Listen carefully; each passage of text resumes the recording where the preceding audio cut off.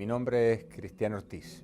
Yo soy ortopedista, traumatólogo, soy especialista en cirugía de tobillo-pie. Trabajo en Santiago de Chile.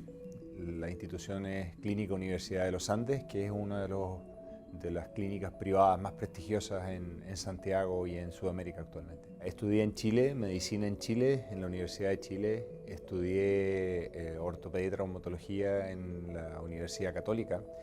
Y después hice un posgrado, un fellowship en Birmingham, Alabama. Las fracturas trimalolares del tobillo están incluidas dentro de las fracturas de tobillo, que son las que con mayor frecuencia opera un traumatólogo o un ortopedista en general, por lo tanto es una patología muy frecuente, y dentro de ellas la más compleja es la fractura trimalolar. La fractura trimalolar clásicamente ocurre con un mecanismo de inversión y rotación externa, y esto está descrito en una clasificación bastante antigua y conocida, que es la clasificación de Lauge-Hansen. La clasificación de Lauge-Hansen más o menos describe el proceso en general en el que van ocurriendo las lesiones en forma progresiva desde el lado lateral, medial, hasta el lado posterior, donde se fractura el malleolo posterior. Es interesante que esta clasificación, que es una de las más publicadas en la literatura, tiene muy escasa correlación con los mecanismos que realmente ocurren. Ahora esto es una información relativamente reciente, pero por años también hemos sabido que esta clasificación deja fuera un número significativo de fracturas. Por lo tanto, es una clasificación que guía y que su intención principal tenía que ver con aquellas fracturas que tratábamos en forma conservadora. Por lo tanto, pensábamos en el mecanismo, cómo se produjo, para intentar reproducir el mecanismo inverso y reducir la fractura para ponerlo en un yeso.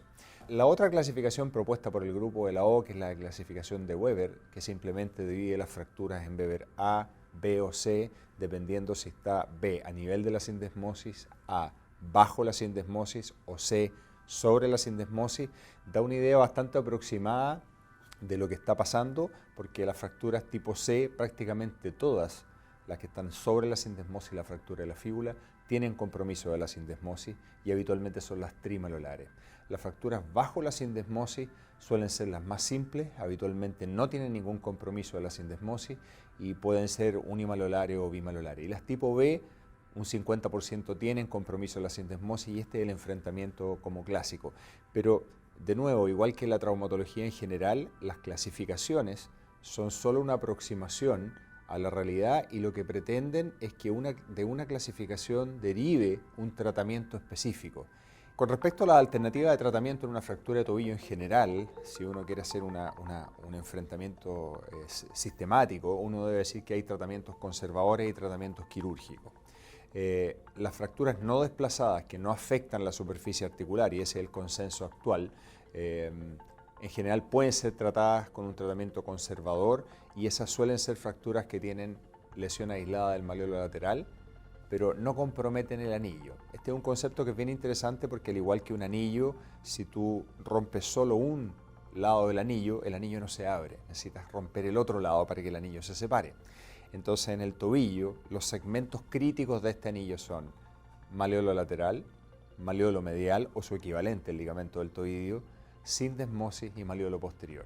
Cualquiera de estos cuatro segmentos, cuando se lesiona en dos partes, eso es una fractura inestable. Por lo tanto, una fractura trimalolar es siempre inestable. ¿Y esto qué significa? Que una fractura que es inestable, si uno la inmoviliza en un yeso, va a cicatrizar con un grado de desplazamiento que va a afectar con certeza la superficie de carga. Una superficie de carga que en el tobillo son 4 centímetros cuadrados, si disminuye la superficie de carga, al final termina siendo como un neumático o un auto que está desbalanceado, y eso significa artrosis. El tobillo es bien especial porque, si bien es cierto, tiene un tercio del grosor del cartílago de la rodilla y el tobillo, un tercio de la superficie articular de la rodilla y la cadera, un tercio. Y además soporta mucho más cargas que rodilla y cadera. Es interesante que no hace artrosis por desgaste como la cadera y la rodilla. Pero eso es porque la calidad del cartílago, medido o estudiado en su histología y su bioquímica, hace que sea de mejor calidad y mejor capacidad de amortiguar impacto. Pero si se altera el alineamiento de ese tobillo en lo más mínimo, la artrosis es casi segura. Por eso es tan importante que estas fracturas trimalolares con desplazamientos mínimos sean anatómicamente reducidas. Y anatómico actualmente ya no es 1 milímetro, 2 milímetros, 1,5 milímetros, es anatómico, es perfecto. Las alternativas quirúrgicas específicas para las fracturas trimalolares incluyen lo que uno debe reducir y estabilizar. Eso implica, en primer lugar, el malleolo posterior. En segundo lugar, el malleolo lateral, que requiere longitud y la rotación correcta. Y en tercer lugar, el malleolo medial o su equivalente, que es el ligamento deltoidio. El concepto actual, en el cual se vuelve a señalar que si uno reduce el malleolo posterior, que tiene las uniones de la sindesmosis posterior, o sea, ligamentos tibios fibulares posteriores, cuando uno reduce perfectamente ese malleolo posterior, la sindesmosis se reduce. Y esto es tremendamente importante, porque uno de los puntos controversiales en el manejo de las fracturas de tobillo es cómo logramos que la sindesmosis se reduzca anatómicamente estando en un pabellón en el que habitualmente no tenemos un escáner. Por lo tanto, la fractura trimaleolar, el punto crítico es la reducción del malleolo posterior actualmente. Y esto cambia el concepto que por años hemos tenido, donde uno empezaba reduciendo el malleolo lateral, después el malleolo medial y después mirábamos el malleolo posterior.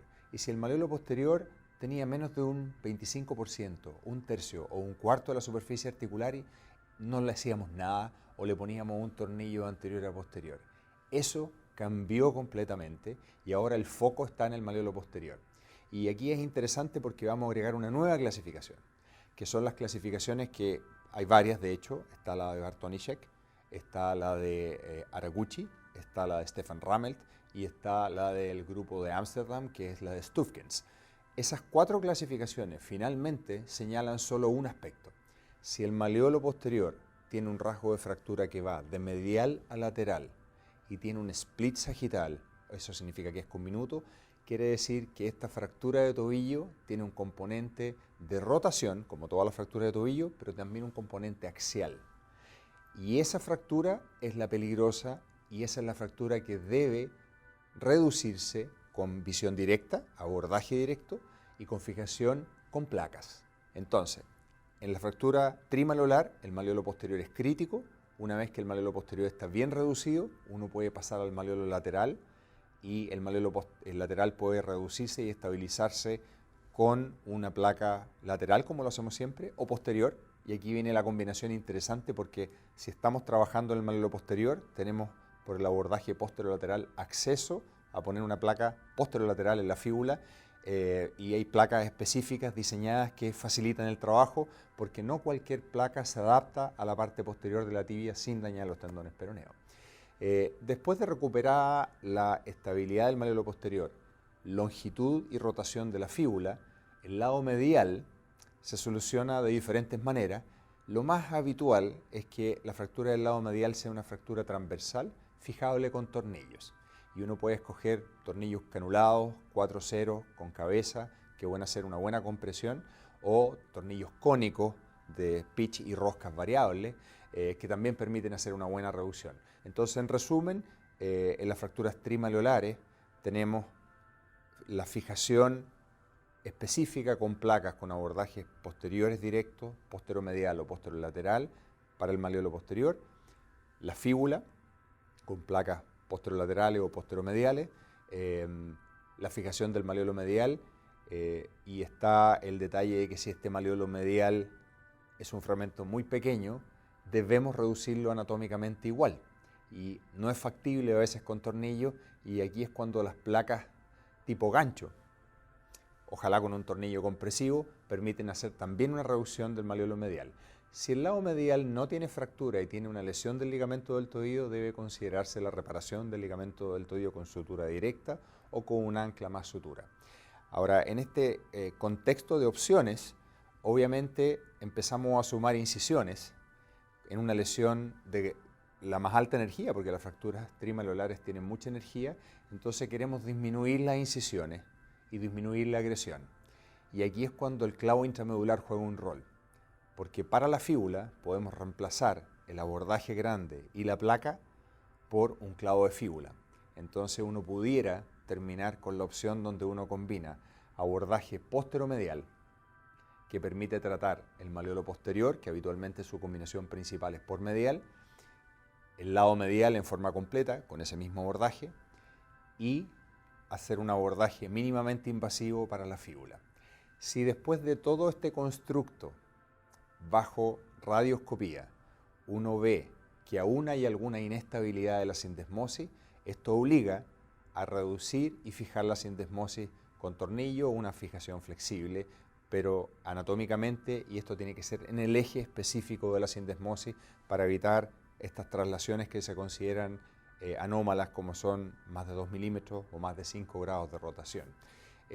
Y si esto es aún insuficiente en los grados más extremos, aparece esta nueva opción, que es de alguna forma suturar, reparar o reforzar el ligamento tibio fibular anterior, que es la parte anterior de la sindesmosis, para estas sindesmosis que son muy inestables. Ahora, esto se hace bajo visión directa, con los abordajes, y en algunos casos específicos con asistencia artroscópica, para asegurarse que la reconstrucción medial, la reconstrucción sindesmal sean correctas, e incluso a veces para diagnosticar lesiones asociadas como pueden ser lesiones osteocondrales que pueden haber pasado inadvertidas. La recuperación y el manejo de rehabilitación postoperatoria en una fractura trimanular es un punto muy importante. Si uno tiene una reducción estable y anatómica, la mayoría de los pacientes, en nuestra experiencia, pueden hacer carga inmediata. El organismo se autoprotege, por lo tanto lo que nosotros hacemos es carga inmediata, movilización inmediata, después de que pasen los primeros días y las heridas están bien, y el paciente empieza apoyo a tolerancia y rehabilitación según su propia tolerancia. Los pacientes te enseñan cuál es el límite. La mayoría de los pacientes jóvenes o más sanos, y ni hablar de los deportistas, sobre todo si tienen un rehabilitador o un kinesiólogo que está con ellos en forma permanente, pueden hacer una rehabilitación muy acelerada. Y esto es muy trascendente porque si volvemos al detalle, donde comparamos las antiguas placas no bloqueadas con los sistemas de fijación estables y bloqueados actuales, a pesar de que esto no tiene evidencia tipo 1 y no está publicado en la literatura, los pacientes se sienten mejor desde el día 1 comparado con las antiguas placas no bloqueadas. Entonces, si resulta que un implante, y por eso la pregunta de la rehabilitación es tan importante, si el tipo de fijación que uno usa, bloqueada, bajo perfil, biseles que impiden que rocen los tendones peroneos, tornillos no prominentes porque quedan al borde de la placa, placas anatómicas específicamente diseñadas con la forma de los segmentos de la tibia y una fijación estable firme, que además puede ser hecha cuando tenemos el instrumental apropiado de manera más rápida, que un punto crítico en el manejo de las partes blandas. Y si la técnica además permite algunas opciones mínimamente invasivas como el clavo intramedular, el envoltorio, que es el que va a reparar la fractura, está en mejores condiciones. Por lo tanto, uno puede operar antes al paciente, no tiene que esperar muchos días que pase la inflamación de partes blandas, la rehabilitación es mejor, las complicaciones son menores, y la rehabilitación, y este es un punto que es subjetivo, es evidencia tipo 5, o sea, opinión de expertos, los pacientes teóricamente vuelven antes a sus actividades de la vida diaria y al trabajo, que es una cosa tremendamente importante, y esto depende de que uno haya escogido la correcta combinación de tipos de osteosíntesis y haya hecho una buena reducción y estabilización.